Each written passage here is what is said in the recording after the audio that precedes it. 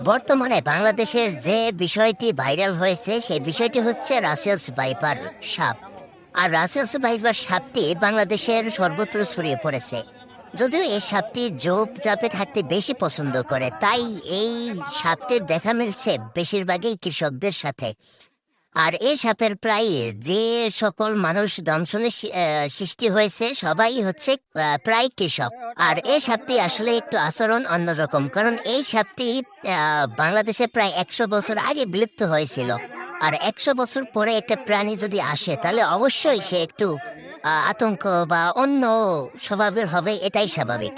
আম, যদিও এটাকে সবাই বিষধর সাপ বলে, আসলে সব সাপেরই বিষ আছে।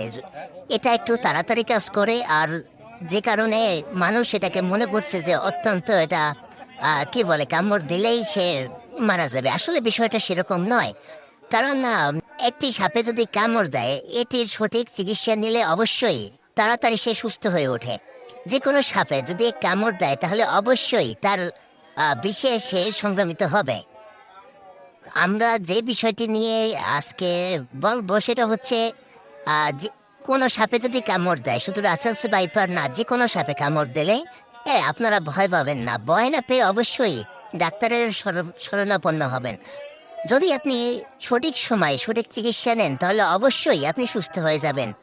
আর এই সাপটিকে নিয়ে সবাই আতঙ্কে থাকে। আসলে মানুষ গুজব ছড়ায়, তারা সঠিক সময় চিকিৎসা নিচ্ছে না, সঠিক সময়ে সঠিক কোনো সিদ্ধান্ত নাই। তাদের কোনো কিছুই জানা নেই বলে তারা তাড়াহুড়া করে এবং ডাক্তারের কাছে যায় সর্বশেষ, যার কারণে রোগীকে বাঁচাতে কষ্ট হয়ে যায়।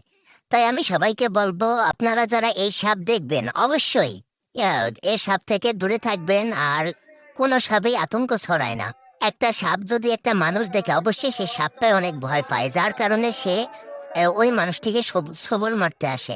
তবে পরিশেষে আমি বলতে চাই, আমরা সাপকে পিটিয়ে না মেরে আমাদের জীববৈচিত্র্যের জন্য হলেও এদেরকে বাঁচিয়ে রাখা উচিত।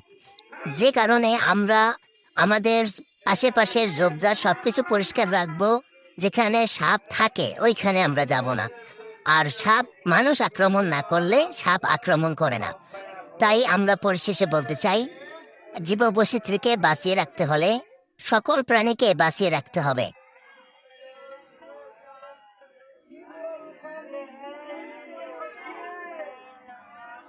আমাদের এলাকায় আরো কাম দিয়েছে